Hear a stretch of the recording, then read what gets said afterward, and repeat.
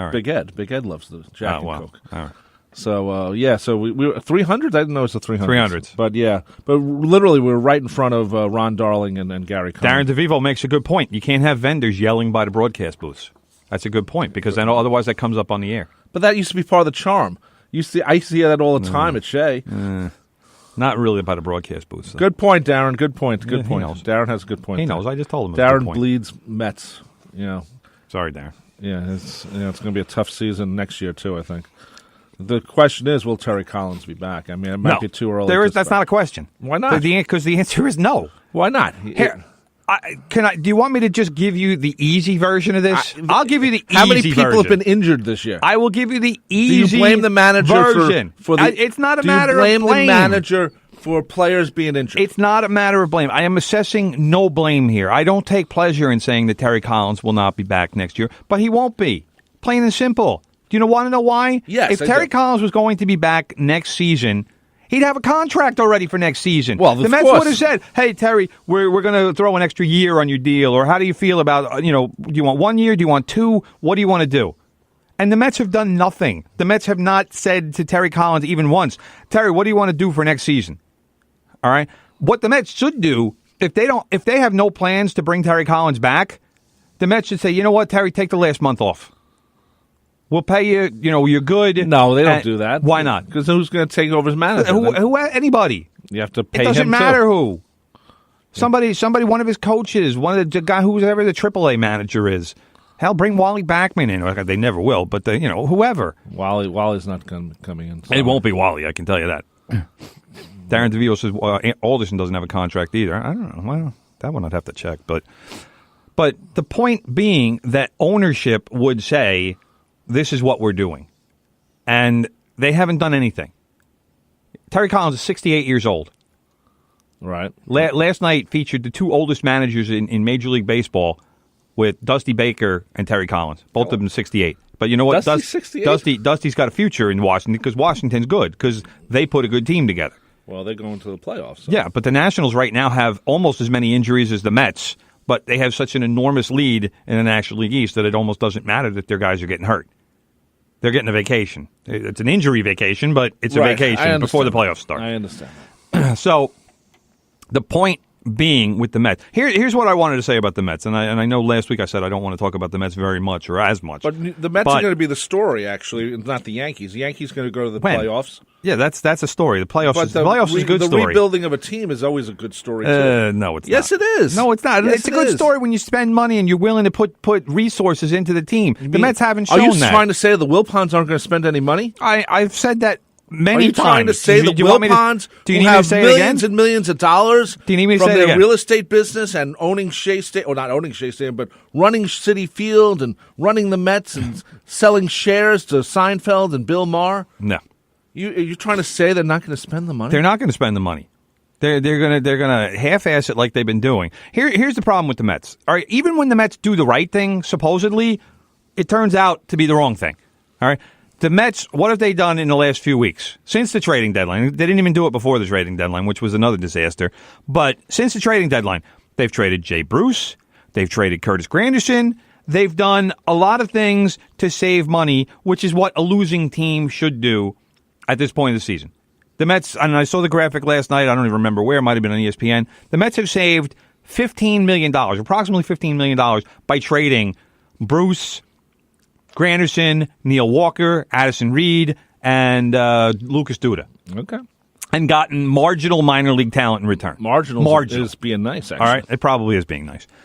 But what happens, the Mets have gone from having too many outfielders, having so many outfielders that Michael Conforto was supposed to start the season in AAA, to now having not enough outfielders. Right. Because right now, because of over the weekend, Michael Conforto, I don't even know what he did to his shoulder. He screwed up his shoulder completely swinging at a baseball. I've never seen anybody do that ever. It looked like someone shot him. Swung a bat and crumbled to the ground. Right. As my brother said, as if he'd been shot.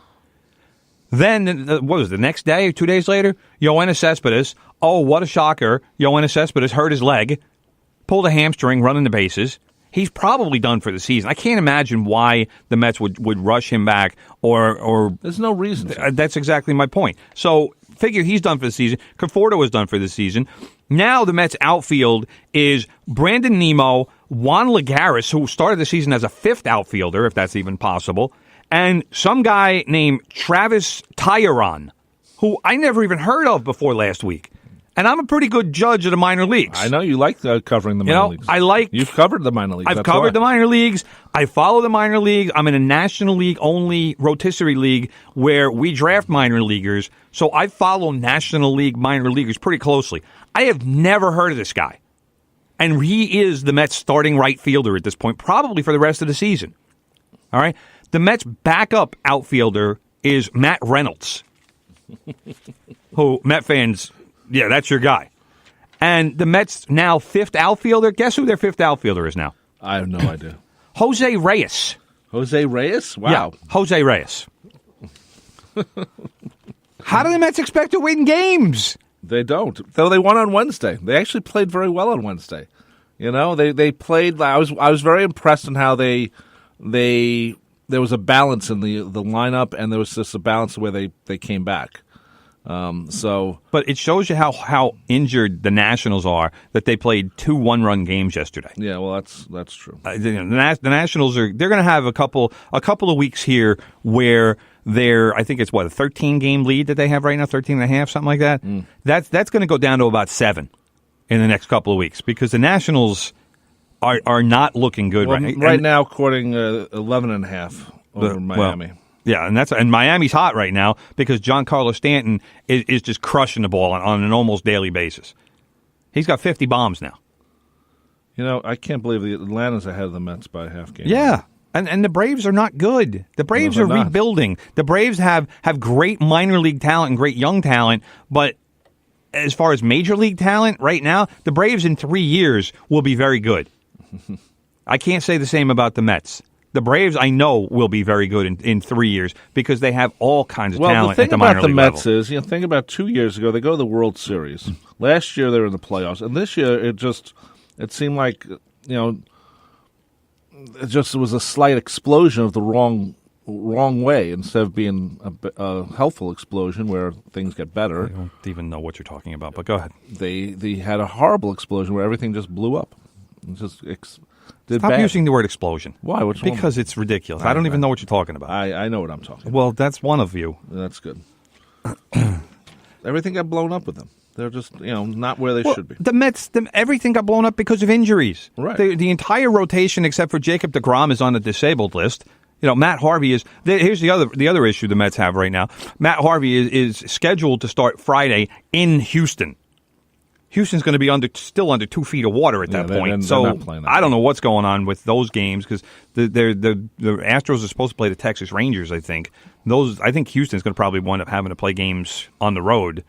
Oh, definitely. As opposed to, I can't imagine how they're going to. And not just because the city is flooded, because even when the waters do pull back, the city is wiped out for a year. I don't know about a year. But no, it's going to be a year. It's going to take. They're going to have to rebuild the city. Is basically what's going on because it's still rained. I saw reports that said that Houston was going to get 50 inches of rain. Right, because the storm has sort of stayed in there. Yeah, it's just kind of stalled. And Houston's in first place in the West. Yeah, by a large margin. So from a purely baseball standpoint, they can afford to play those games on the road, and it's not a big deal. From a city standpoint, obviously Houston is in a world of trouble, and needs all kinds of help from everybody. All Americans need to help Houston. That's true. By the way, you can explain better than me. Yes, I'm watching the games this week. You see the Mets in these horrible softball uniforms that I've played actually in better softball uniforms than the Mets and the Nationals. Did you have a cool name on the back? Yeah, it was the Bobby Robb.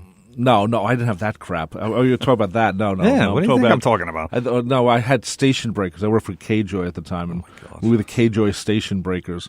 But at least we had a decent jersey. Wow. These jerseys were horrible. These were embarrassment. I know why they do it. It's a marketing thing.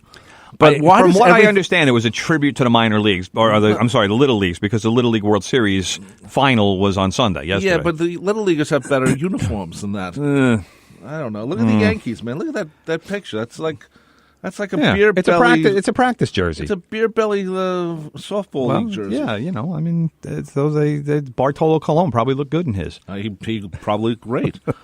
I was just shocked at just how bad. I wonder his probably said "Big Sexy" on it too. I'm sure. And then that stupid thing. We'll put your own name. What is this? The XFL? He hate me. I was dying for somebody to put "He hate me" on their jersey. I can't believe that nobody did that. It would have been awesome. Robinson Cano had on the back of his jersey, "Don't you know?" Because of John Sterling. That's what he used to call him, Robbie. Robbie Cano, don't you know?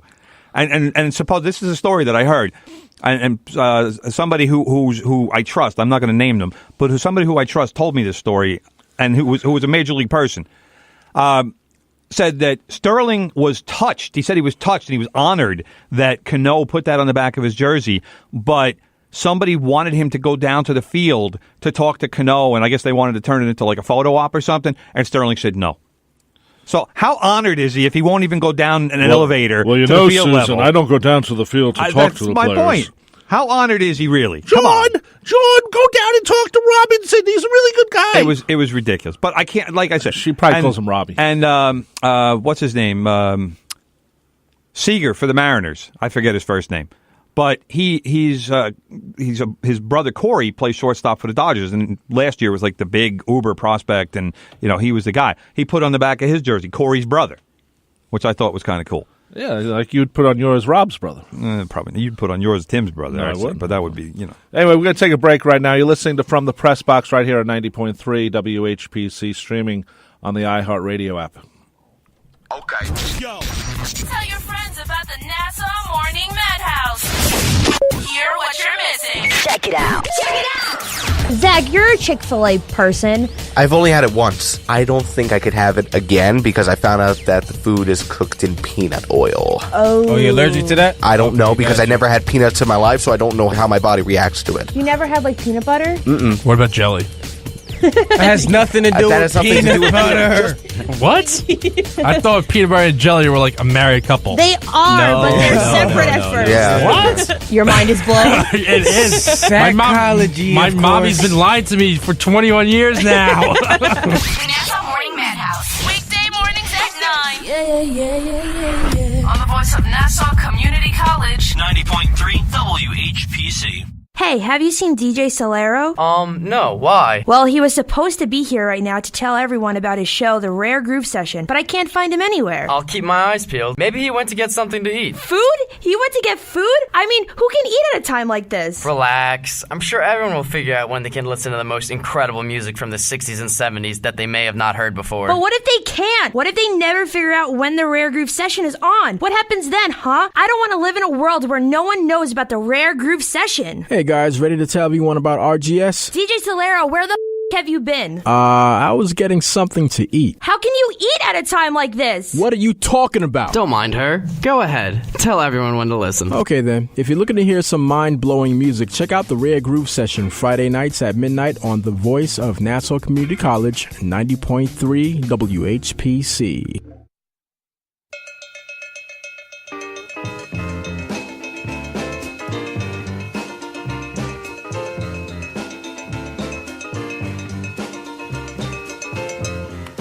Stop doing that. Why? I'm singing. I know, but nobody wants to hear you sing. I do. Anyway, a little reminder, Shades of Jazz tonight, 8 o'clock, every Monday, with Greg Bigelow right here on WHPC, a great jazz show. And also a programming reminder, next Monday, From the Press Box happily moves to 9 o'clock. This is nothing better than waking up early. At 6 o'clock in the morning now for Tim. It's like mom always says. Everything in life can be accomplished by waking up early. Yeah. Did she say that? She has. She has? She has. I've never heard of I'm convinced that we could have world peace if everybody just woke up early. Yeah, and what time does Tim Leonard always wake up? Like early. 1 o'clock? Like 6, 7. Sunrise, you have baby. A law. Sunrise, baby. You have a law that says don't call me before 12 noon. Well, yeah. That was when I was working late nights. You'd be like, I call it at 11:57. It's not 12 o'clock yet. Anyway, so we're moving to 9 o'clock starting Labor Day, just to let everyone know. Yes.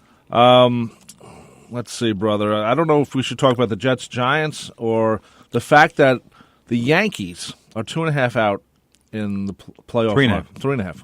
3.5. 3.5 behind the Red Sox. Red Sox. Now think about what I say last week about them.